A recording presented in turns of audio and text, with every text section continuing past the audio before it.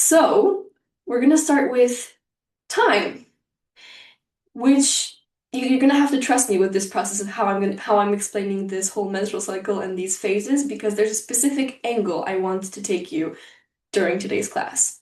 So if you didn't know, the basic time of all life here on Earth is 1328. What does that mean? That basically means that there are 13 moon cycles, which means 28 days within 1 month, which sum up to one full solar year, which basically means that the moon has its cycle 13 times within one solar year cycle. And our bodies, female bodies, they still follow this timing. They still follow the 1328 timing. There's 13 menstrual cycles on average that we have, speaking about a 28-day menstrual cycle, but of course that can vary between woman and woman. And that means 28 days of the menstrual cycle also sum up within 13 times 28, sum up into a full solar year. And I believe that's really, really cool to know, just because even though our systems right now, our workplaces, even schools, all of that is created kind of kind of against, or at least not according to the female body, the female hormonal cycle, but still our bodies are so ancient. They have evolved with time for thousands and thousands and thousands of years, and they still remember their connection to these planetary cycles, which is really, really cool. So while it might seem that we move in circles, we actually move in spirals. So every next menstrual cycle is a circle within a greater spiral. And that is exactly how I see the menstrual cycle. I see it as a constantly evolving system, constantly evolving process that allows us to bring in what we desire to create. That can be physical children, of course, but that can also be anything that we are destined to. And also it allows us to basically evolve into the person who we are meant to be. And we're going to expand on that here today. So the next section are the two forces. Before we get into the four phases, it's really important to understand what are the two basic forces that appear within the menstrual cycle, and they have different names. I call them Eros and Thanatos, but they can also be called life and death, they can be called light and dark, and they can be called creation and destruction. But both of these forces interplay with each other within the menstrual cycle. So we have the force to create, the erotic force, and we have the force to destroy, the thanatonic force. And both of these are completely natural. So, hello Maya, nice to see you. So both of these forces are completely natural. The force to create something is completely natural, of course, but also the force to destroy, the force to decompose, the force to reflect, all of these are also natural. So Eros represents life, love, expression, desire, drive, creation, union, sensuality, the physical world, the world of the senses. And it usually appears, well, it always appears in the follicular and ovulation. And the thanatos, so the destructive force, appears in the luteal and menstruation. So that is death, change, reflection, destruction, rest, nothingness, the non-physical world, we can say, the world that goes beyond the senses. And like eternal lovers, they create everything around us. We can see this in the seasons of the year, where in spring and summer there's more of that erotic force, and in autumn and winter we have more of that thanatonic force. But we also see it in our life cycles, for example, in when we grow up and when we get into the mother archetype, and then later when we get into menopause and older age, we have that thanatonic force. So in essence, both of these forces are neutral. They just are, they just exist, and they create the whole universe. The important thing is that we have a healthy relationship with both of them. Because usually, if we suppress one of these forces, we might struggle with some part of the menstrual cycle or some phase specifically. So one cannot exist without the other. That's, of course, makes sense. Destruction is a form of creation. From chaos, order is born. And like eternal lovers, they unite in the creative process and both need to be honored. So, like I said, if we are disconnected, we are either suppressing the creative erotic self or the destructive thanatonic self. And in some cases, both. As a society, we usually tend to glorify more of that kind of erotic, creative, productive side of not only woman, but in general, life. We tend to like summer more than winter. We tend to glorify young, fertile women over women of older age. And we usually prefer ovulation over menstruation or the luteal phase. That is a general trend that we, I think, can all agree on. And that is a huge problem because when we resent half of our existence, half of our reality, then that force can actually become truly destructive. So, not destruction that is in service to life, destruction that actually helps create more life, but that destruction becomes self-destructive, for example. So, yeah, this is very important to me as a basic to understand the four phases in the whole menstrual cycle, to understand that these two forces are what basically the foundation of the whole menstrual cycle. And we're going to get into the four phases now, which is going to be the longest part, and of course, our main focus for today. And I really love this quote. Personally, throughout my years of research and study, the wisdom that I mostly respect is the wisdom of indigenous people, of Native people. And one of these is a Native American proverb which says, "At her first bleed, a woman meets her power. During her bleeding years, she practices it, and at menopause, she becomes it." So what does this mean? This means that when we first have our first period, our first menstruation, we kind of enter into what it is to be a woman, basically meaning the power to create life and to the power to destroy life. As we will talk about in a moment, our womb goes through that every month, every cycle. We create life, we produce an egg, and we also destroy that egg and we decompose it, we can say. And this goes beyond also the reproductive cycle, but in general, as a woman, we have huge power to create reality and to destroy also what is not working and what is not in service to life anymore.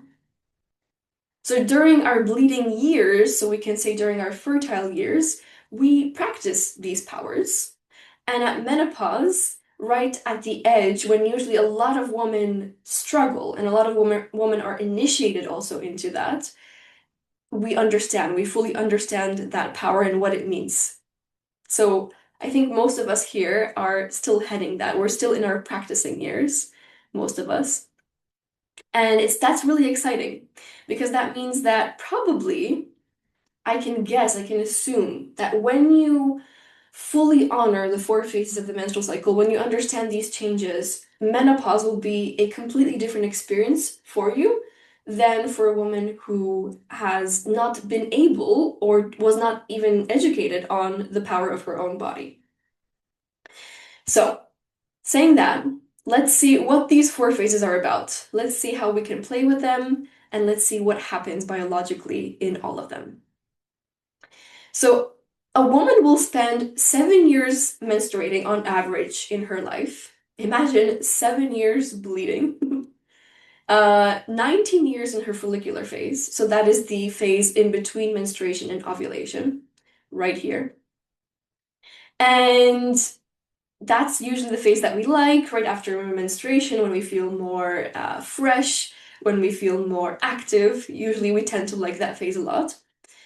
1.5 years ovulating only, only 1.5 years ovulating because ovulation lasts around 24 hours.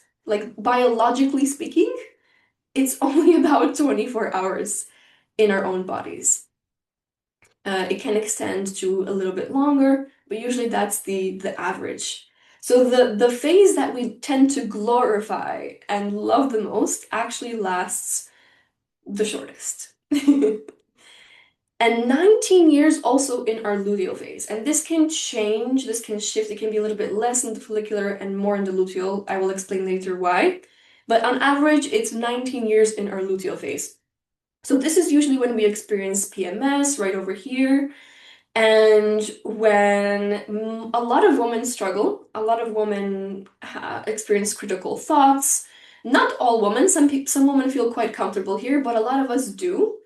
And this is probably why I love all the phases, but I'm really passionate about reclaiming the luteal phase and reclaiming that stage of our life. Because imagine 19 years of our life just resenting our bodies, feeling unsafe in our bodies, not liking ourselves, not liking life that much. That's a huge chunk of time to not enjoy ourselves. And also, not only about that, but a huge chunk of time that is lost because the little phase, like we will talk about, is freaking powerful. It's really, really powerful. It's a really powerful phase, and a lot of can be revealed during that time, and a lot of can be transmuted and shown to you. But most of us were not taught, and that's my role. That's my role today. So this is a system. Well, I didn't create the menstrual cycle, but I created specific stages and specific names within the menstrual cycle. So here you can see Thanatos and Eros, which we talked about. So these are the two forces that create and interplay within the menstrual cycle. You have menstruation, you have the follicular phase, ovulation, and the luteal phase. And you also have right above the names that I personally find to be the best to describe these stages within the menstrual cycle, which the menstruation I call the void, then the vision and the seed. These are two stages within the follicular phase. Then the bloom in ovulation. And then in the luteal phase, we have the harvest and the shift. And I will explain that in detail today. So a woman's body operates within two systems. One of them is the 24-hour daily cycle, of course. We wake up in the morning and we go to sleep at night. That is the circadian rhythm. And also, of course, within the 28-day on average menstrual cycle, which is called the infradian rhythm. And that consists of 4 or 6, we can say, phases that carry a unique biological, emotional, and energetic quality. And understanding and harnessing the cyclical intelligence, because I believe it is just a innate, built-in somatic intelligence, is necessary for, of course, our physical health, our mental health, but also a powerful tool for your personal and collective evolution of our species. It's huge, huge. I'm throwing in huge names here, but I'm hopefully will show you why and what I mean. So these are the hormonal fluctuations that happen within the menstrual cycle. And, and I decided to only show you estrogen and progesterone. There's more hormones involved in the menstrual cycle process. But just to show you the two main dominant hormones, as you can see, there's quite a lot of fluctuation that happens. And estrogen and progesterone are very different hormones. They have different purposes. They behave completely differently in the body. We can say they're kind of like polar opposites in some way. It's kind of like Eros and Thanatos. They balance each other out. So if you have felt that during your menstrual cycle, there are some weeks where you feel like a certain version of yourself, maybe more social, maybe more motivated, maybe more naturally happy, that would probably be the estrogen dominant phase, so right here in follicular leading to ovulation. And when you feel that maybe you want to spend more time home, maybe you want to reflect, maybe you don't want to socialize that much, maybe you want to um, eat more, probably, because there's also a reason for that that I'm going to talk about. Maybe you feel more critical. Maybe you feel a bit more anxious. That is probably this stage, the progesterone dominated stage. So your luteal phase, right after ovulation, leading into menstruation. Um, so let's start to explain in detail what's happening here. So menstruation usually lasts about 1 to 5 days. Follicular usually lasts 5 to 15, but that can shift. Ovulation usually happens, like I said, for 24 hours, but it happens usually on day 15 to 20 on average. And then like physically as like a mental more energetic experience, I think ovulation could be categorized more into 2, 3, even up to 5 days. But biologically, physically, only 24 hours. And the luteal, usually from day 20 to day 30 plus, but can also move. Um, and also, I wanted to say here, the 28-day cycle is really the average. A lot of women do not have a 28-day cycle, and that's okay. A healthy menstrual cycle is considered between 26 days to about 34 is the maximum. If you are somewhere there in that range and you have a regular cycle that lasts about the same time, then that is a good sign. So let's start with menstruation.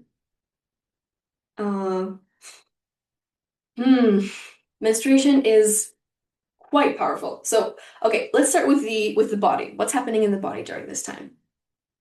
So, the uterine lining sheds. That kind of cozy space that was created in your womb to potentially carry an egg or hold an egg. Uh, your body now realizes it's not pregnant, so it basically sheds what it has built throughout the cycle, and that is called the uterine lining. It is an inflammatory process in the body. That's why here an anti-inflammatory diet and taking care of inflammation during this time is very, very key.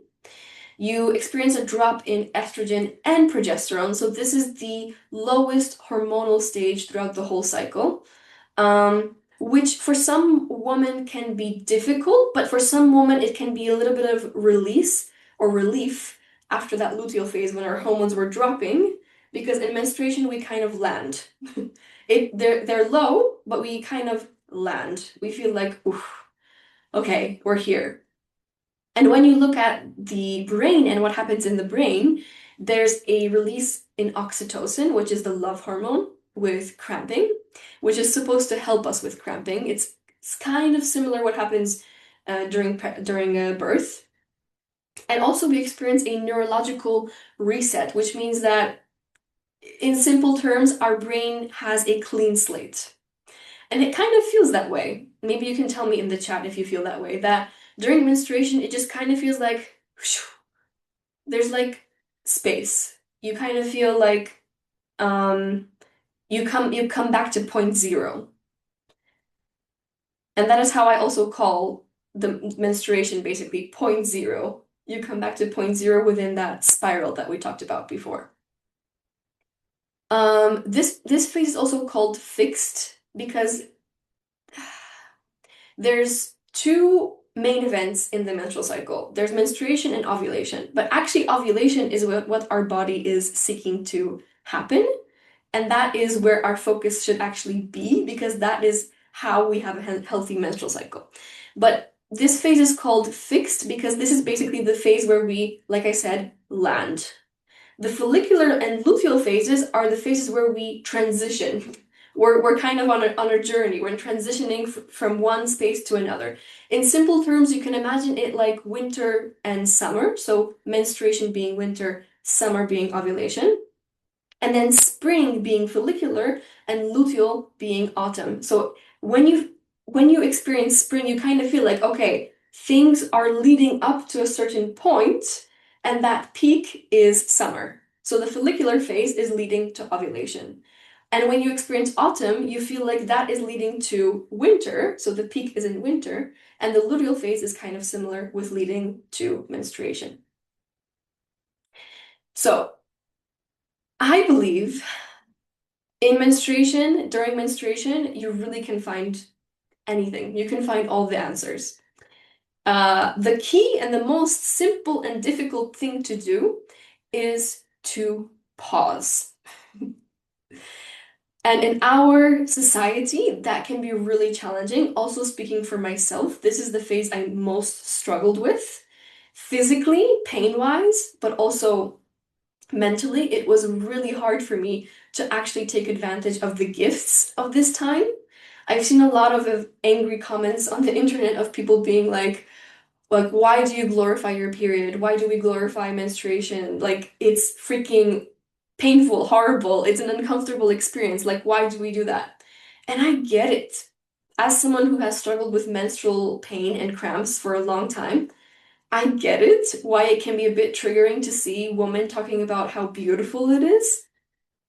But speaking from someone who did have and still has sometimes pain, um, but found the beauty in this, I highly encourage you to give yourself at least 1 hour during menstruation when you are just in silence.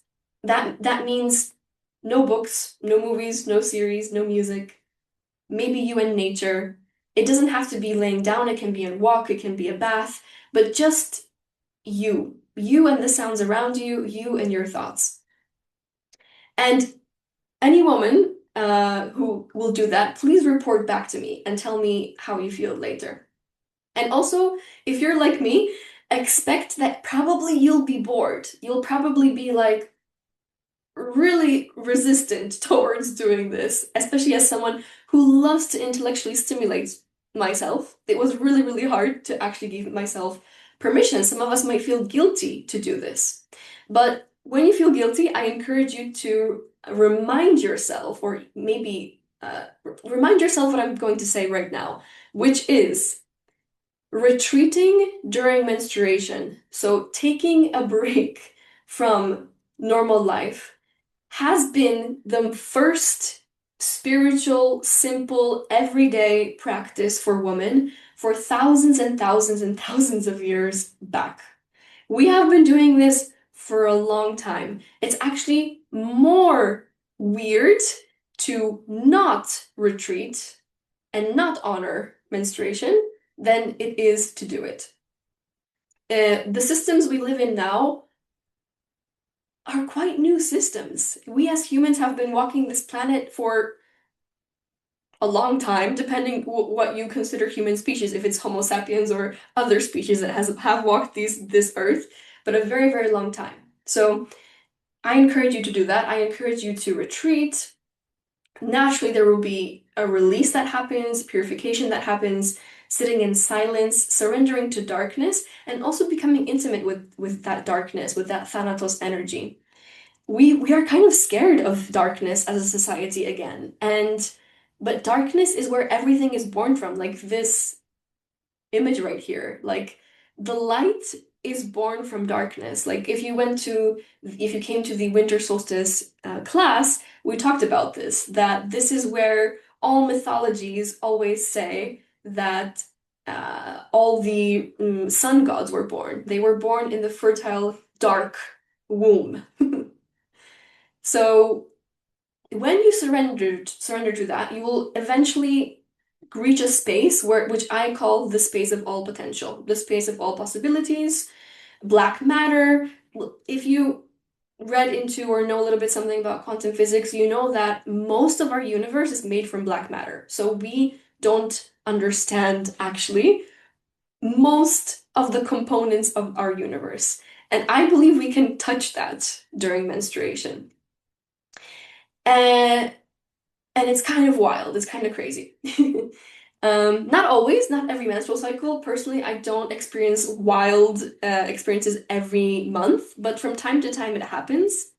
Of course, make sure to do as much as you can. If you're a busy mom, if you're busy with work, give yourself 5 minutes, give yourself 10, 15. It doesn't have to be anything super big. just a little moment for you and the darkness to be intimate with each other. Make sure to also nourish yourself during this time. We really need a lot of nourishment. We need good foods, we need warm foods. Think about what you eat in winter. You eat warm soups, stews, you make sure your womb is warm, your feet are warm. Make sure to also be very cozy as possible during this time. So I can talk a lot about this. Christine, for example, here, she has seen me talk about menstruation for at least 2 hours or 2 hours and a half, just about menstruation. But I'm gonna move on to the next one so we can finish this in 1 hour. So the next phase is the follicular phase. So this phase can last about 10 days, but that can move. So there is no fixed or specific time or specific length of this phase, just because our ovulation marks the end of the follicular phase, and our ovulation can move. So our bodies choose when they feel safe to ovulate. So the follicular phase that is preparing us for ovulation can be shorter or longer depending on when our body decides it's time to ovulate. And what happens in the follicular phase? So estrogen rises. This is the hormone that most women feel comfortable with. Most women enjoy. Because with estrogen, surprise, surprise, dopamine rises, our reward hormone. Serotonin rises, our happy hormone. Estrogen is the precursor for serotonin. Even just this fact, if you take even this from this masterclass, please take that, because later when we learn about the luteal phase and we understand that serotonin drops with the drop of estrogen, we might be a little bit more empathetic towards ourselves. So dopamine, the reward hormone, rises, serotonin, the happy hormone, rises, testosterone, the motivation and also sex hormone, rises, FSH rises, which is the follicle stimulating hormone, and it prompts follicle growth. So what does that mean? In our body right now, and I love this because the biological reality mirrors the kind of mental reality that we experience during this time.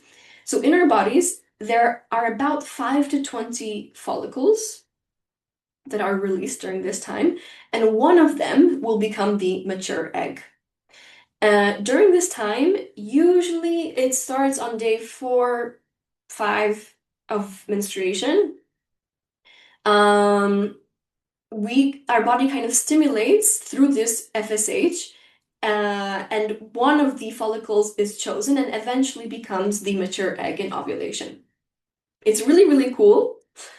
Because we kind of feel similar in the follicular phase, like when we are like, oh my God, we have 5 to 20 different ideas of who we can become, of what we can do, of all the potentials of what can be created in this reality. We feel quite creative also during this time.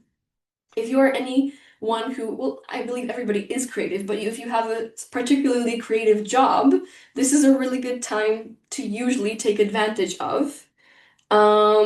Because I call it the golden window, usually between days 3 and 5 of menstruation and beginning of follicular phase. That is when I have my best ideas. I Please do not waste your golden window. Please brainstorm, write down. It's not the time to judge these ideas, to feel like they're impossible or possible or stupid or anything. Just write them down, especially if you gave yourself time to rest during menstruation. Make sure to write them down. Because also what happens with our brain is our prefrontal cortex and our hippocampus are more active during that time. So memory, decision making become easier during the follicular phase. So after you write all of these ideas, you play an experiment, you brainstorm them, you define which ones you actually want to do, which ones you actually want to create. And this I teach in detail in my cyclical planning masterclass, which write to me if you want that. But in general, make sure that you define this vision based on the resources you have. So it goes from all potential, brainstorming, writing down all of those ideas, and then you have to get real. You have to be like, okay, based on my resources, my time, my energy levels, what can I actually make happen in this menstrual cycle? And the follicular phase, the beginning stages of the follicular phase are a really good time to do that. This is how I do everything, okay? Like everything. Everything that I create, even this masterclass, I always plan it around this time. When I want to think of ideas, I do it in the follicular phase. When I want to start implementing, I do it in the later follicular phase. That's why I call these stages the mm, vision and the seed. Because at the beginning, you define your vision, and then later, you plant the seeds. You start to take action. But you have to create a structure and a plan to hold these ideas. Yeah, if you don't have a plan, if you don't have a structure, they're gonna fall apart. They're just gonna be cool ideas that you had after menstruation. So make sure that these ideas become daily actions. The the phase in between follicular and ovulation, it really likes repetitiveness. It likes when um we are aimed towards a goal. It likes to have a goal. It likes to be directed, I would say, this energy. So introduce new habits and plant new seeds, which basically means take small action towards actually making it happen. This is the time to make it happen. And you will, you can. Okay. And then we go into ovulation, which is most women's favorite phase. Not all of them, but usually. And like I said, it can happen usually on day 15 to day 20. It lasts only 24 hours, but a woman can actually get pregnant. It is said from 3 to 5 days, just because sperm can survive in the female body up to 5 days. So that basically means that our body is fertile for only that amount of time. But because sperm can survive and it can still be in the body before ovulation, we have to usually be careful for at least those 5 days during our cycle. And we're going to learn how to track our ovulation and all of that in the next masterclass in next month. Exactly. But this is the main event of the reproductive cycle. So this is why our reproductive cycle exists, basically, yeah, to have this kind of main event and for that egg to be released. So LH, the luteinizing hormone, has to surge. It's like a very quick peak, and that triggers the release of an egg, which I will actually show you in a moment how that looks under a microscope. And it lasts for about 24 to 48 hours. Here's when that estrogen, so that dopamine, that serotonin, that testosterone, it peaks. Uh, the day, like I said, might vary depending on how safe your body feels. So there actually might be cycles where you don't ovulate because your body might be like, something's going on. She's in survival mode. She's not feeling really great. We're not gonna prioritize ovulation this menstrual cycle. And this can mean that you're physically unsafe, but sometimes it's just that your nervous system is so dysregulated that your body perceives it as danger and decides not to ovulate. And that can have its repercussions on the luteal phase, which we will talk about in a moment. But if fertilization does occur, the egg, oh, this is such an important fact.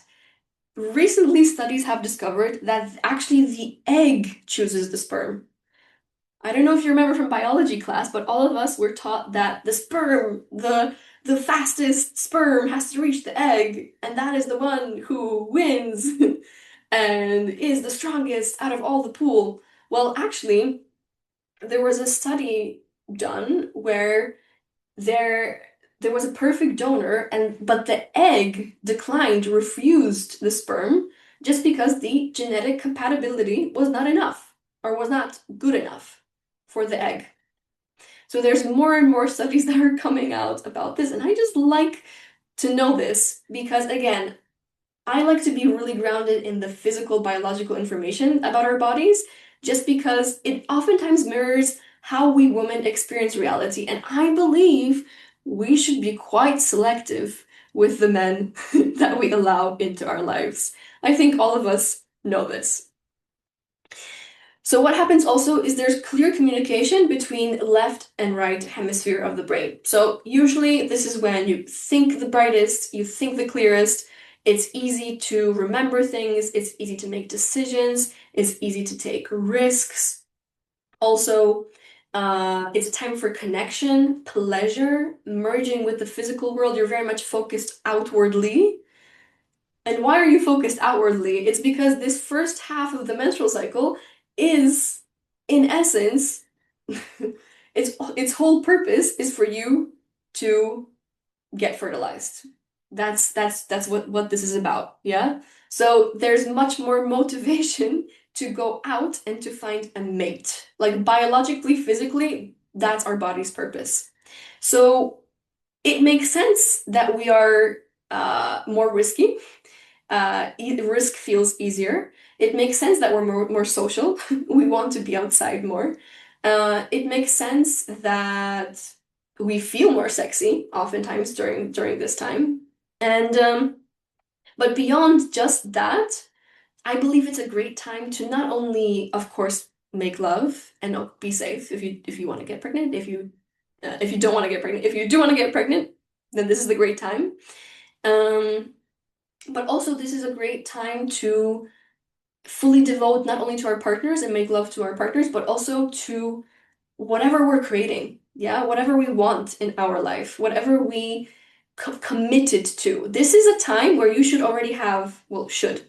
I don't like the word should, but technically, in the system that I created, you have the vision, you have the structure, and this is a time when you don't even think about what should I be doing? You're in it. You're like full on in it. You're merged with it. You're devoted to it. You're committed to it. You're making love to it. So in case, for example, I'm an artist, I'm a painter. So in case of my paintings, this is usually when I spent all day and night in front of the canvas. I am not thinking, is this good? Should I do it? What should I do? No, I'm just fully devoted to making this painting happen. And this is also a great time to express yourself in any way. So if you are doing any presentations, networking, master classes, guess where I am right now? Not a surprise, huh? Um, I really, I'm obsessed with this. Like I told you, I really do plan my life around this as much as possible. So, this is a really good time for this. So, we're going into the luteal phase.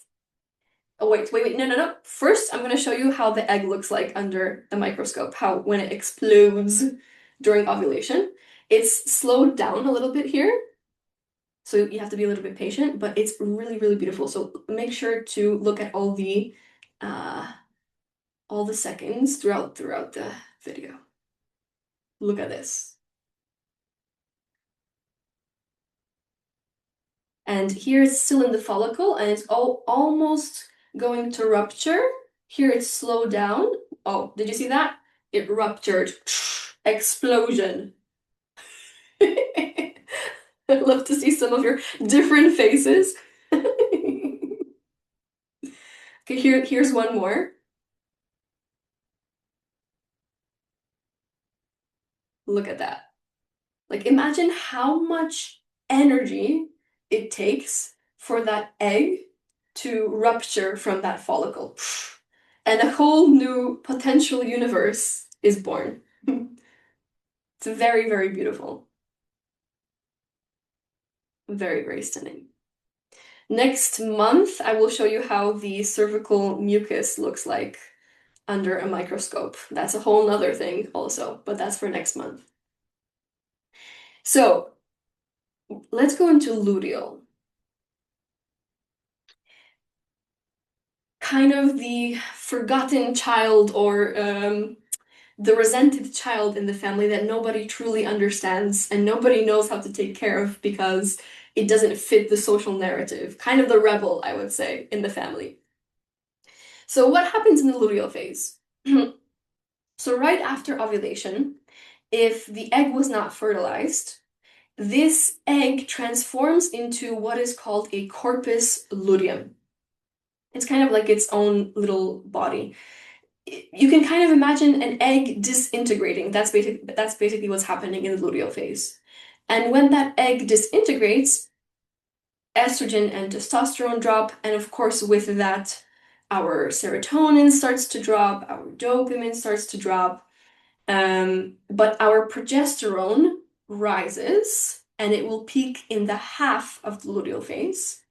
And with progesterone, the uterine lining is thickening also, so it at this first half of the luteal phase, your body doesn't know yet if it was fertilized, if it is pregnant or not. So it is preparing for a potential pregnancy.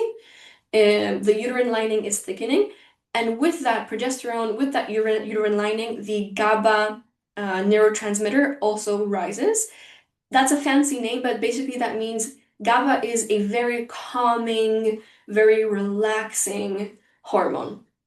So if you are having healthy progesterone levels and that progesterone is rising in the first half, you will probably experience kind of like this, maybe you become a little bit more lazy, maybe you become a little bit more relaxed, you kind of just want to chill more.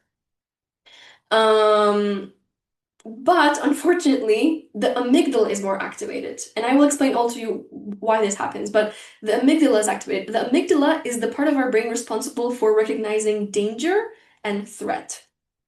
So I'm sure you experienced in the luteal phase sometimes when something didn't seem like a problem or it didn't seem scary, but suddenly in the luteal you're just like a little more anxious or maybe a lot more anxious and something seems a lot more scary. Why is this happening? Yeah, why would our bodies do that? Why would our bodies activate more our threat and danger sensing? Why do we become less social? Why is that happening? So, uh, it's actually quite genius because we have to remember if we want children, some of us don't, but our body's purpose is always to have children. And the first half of the luteal phase is to protect that potential pregnancy. So if our body potentially did get pregnant during this time, it wants to recognize, is there any threat or danger around you? Do you need to protect yourself somehow? Do you need to avoid threat in your environment? Also, it's less about finding a mate, going out there, being in the world. It's more about conserving energy, bonding with the potential mate that you found, and bonding with the people already around you in your close circle. Also, building bonds with your tribe that can also protect you with a potential pregnancy. So when you think about it that way, it's actually quite genius that our body just wants to protect the potential life that it created within our wombs. So we can this information alone healed my social anxiety. I used to be a very social anxious person, but especially in the luteal phase when I pushed myself to be as extroverted as I was in my follicular and ovulation. And I tried really hard. I tried really hard, but I would always experience much more anxiety and that something was wrong with me in this phase specifically when I tried to be the same. And just allowing myself, understanding that it's completely fine. Actually, it's even beautiful to have these moments more for my close ones, for myself. It's actually necessary. It contributes to my understanding of myself, has really liberated me. So, of course, I still meet with new people in the luteal phase. You cannot design perfectly your whole life around this, but I am much more empathetic towards myself during this time to not push myself. And maybe you have something else. Maybe you have something that keeps coming up for you in the luteal phase. And this information alone can give you a bit more empowerment. I go much deeper into this, again, Christine and I think also Alexandra is here. Yeah, both of me have witnessed me talking about PMS for 4 hours. 4 hours. So we go really much in depth into the luteal phase and kind of reclaiming that power of the luteal phase. But if you can just give yourself a tiny bit of empathy right now, that would be my biggest achievement for today, to understand that your body is doing the best for you and trying to protect you. Also, it's important to mention that some women have increased sensitivity to these hormonal changes, this progesterone change, um, and that can be considered PMDD. So that is we can say simplified, more intense version of PMS. And that is very real. So if that's not something you're experiencing, that also should be something you reach for support. And it's not you and there's nothing wrong with you. It's literally your body's sensitivity to those changing hormones. So a healthy luteal phase usually lasts around 12 days. And this is important because if your luteal phase is shorter, that means that you didn't produce enough progesterone, which probably means you will not have that GABA, which means you will not have that calming effect in the luteal phase, but you will have more of that anxiety, and it will be much more difficult to control your feelings, your emotions, your mood. That's why, again, going back, ovulation is key. Without ovulation, there's no progesterone. Without progesterone, there's no GABA. Without no GABA, there's no calming luteal phase. Do we get this? We need to ovulate even if we're not planning to have children, just because it is healthy for our brains, nervous system, bone health. It's really, really, really key. And this is also kind of pissing me off because there's a lot of doctors out there that are saying that it's okay for women to not ovulate and you can just stop it if it's inconvenient with the pill. And that's a whole nother subject in itself. I'm not religious with this. I do believe that there are some conditions where the pill can help, the contraceptive pill. But claiming that you can just not have a period and not ovulate if you don't want to is really unhealthy. And it's not only unhealthy because it's unhealthy for our reproductive system, but it's really unhealthy for our brains, bones, cardiovascular health. We need estrogen and we need progesterone to be healthy, simplified. So, what is the time? What to do in the luteal phase? So there's many things I suggest here, but it's a really good time for completion, especially the first half of the luteal phase. I usually get a lot of things done in the first half of the luteal phase. Maybe you observed also that there's like this feeling and tendency that you just want things to be completed, to bring them to the end, to tie them up during this time. Which makes sense when you think of kind of your body wanting to prepare for menstruation and kind of wanting to nest and wanting to make sure everything is brought to an end during this time. And many of us don't think about celebration in the luteal phase, but I highly encourage to also celebrate and reflect on what you achieved this cycle and cycles before. Because when you know what you did right, quote unquote, or what you can celebrate, it will be much easier to go into stage 2 of the luteal phase, which is more for reevaluation, introspection, seeing that what is not working, what maybe needs to change, what kind of change you need to implement into your life. This is feedback, basically. It's just feedback from your internal system of things that need to shift, things that need to be transformed, things that need to be released. And it's it's hard sometimes to see it that way, especially if we don't have a good relationship with our inner critic. Again, we talked a lot about this in the PMS course, but in general, we have to have a good relationship with our inner critic to hear the feedback as like a friend that comes to us and tells us, maybe you should not be doing this. Maybe this would be better for you. I also have reevaluation meetings with my partner during this time. I think this could also be kind of a controversial topic, yeah, because a lot of us tend to criticize ourselves and our partners during this phase. And I have noticed that it's best to express it in a safe container, not ignore it. It's not about ignoring, it's not about suppressing, but creating a safe container with your partner to have those conversations. I actually created a list of questions, which is also in the PMS course. But also, I believe we really shouldn't be suppressing this. Like I want to leave you with this to really, really understand that there is power in this. It's like imagine in the year's cycle, we take out autumn, we completely take it out. And just imagine kind of the environmental consequences of that if from summer we would immediately go into winter. Phew, that would be freaking intense. Like one day you're in summer, you open your window and it's snowing. Like imagine that shock for your system. The luteal phase is here to prepare you for menstruation, and it's also here to make sure that you can enter menstruation with as much as a clear head as possible. And you can access that space of all potential that I talked about before, that dark matter. So, last thing I wanted to talk about, which not many people do, is hormonal fluctuations throughout the life cycle.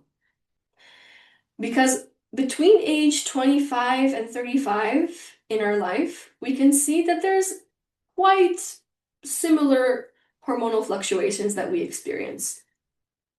Between age 35, already we can see on average that there's a quite a huge decline, and especially here around 40, we experience a very, very drastic decline in estrogen and progesterone. Testosterone is a little bit more gentle, and also melatonin. So our estrogen was the hormone that produced serotonin, our happy hormones.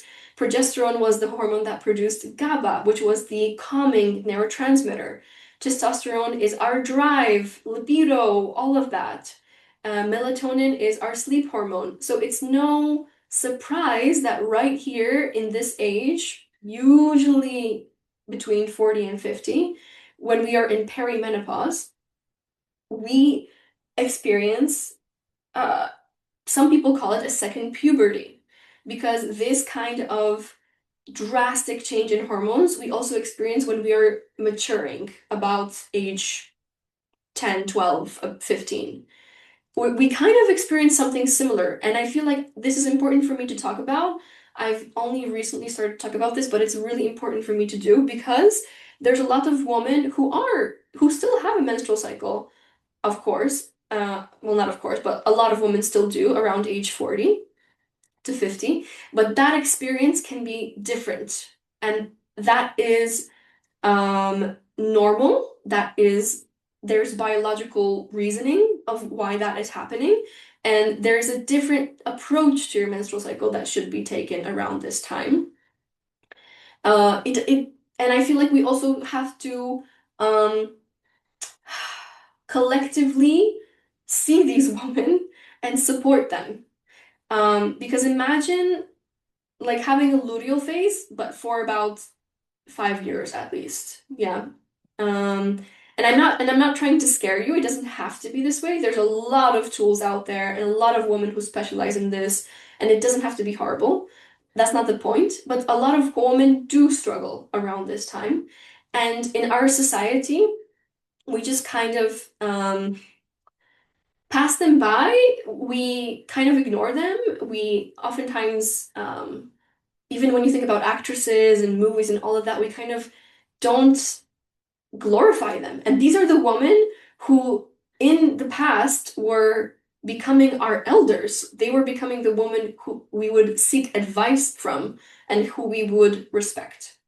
So that's also very important for me to mention here at the end. Last quote I have here for you. Maybe you saw it also in my mails or posts. When women give their blood back to the earth, men will come home from war, and there will be peace on earth. This is another Native American Hopi prophecy. And I think it's powerful, especially in times today, when we see war all around us. It's and we have been in thousands of years of war, but now I think it's much more palatable. We can sense it much more. My heart was really going. I'm not going to even mention. I'm not going to even bring that in here right now because it makes me cry. But there's a lot of people struggling right now, and how I interpret this prophecy is that when women understand their menstrual cycles, so not only giving their blood, of course, as well, but also understanding the power that is hidden within them as women, so the power to create and the power to destroy. And the power to destroy, I want to highlight here, especially in these times, I think we need more women to come out and to use their voices and to say what's wrong, what's not working, what we don't agree with, what we don't want. If we master these two forces and we kind of restore our place as the protectors of the land, which we are the land, yeah? Our bodies mirror the earth seasons. Our bodies are the land. Uh, so in essence, when women come back to power and are reinstated together with men, not against men, that is when I believe there will be peace on earth. And not only me, this is a Hopi prophecy that I agree with.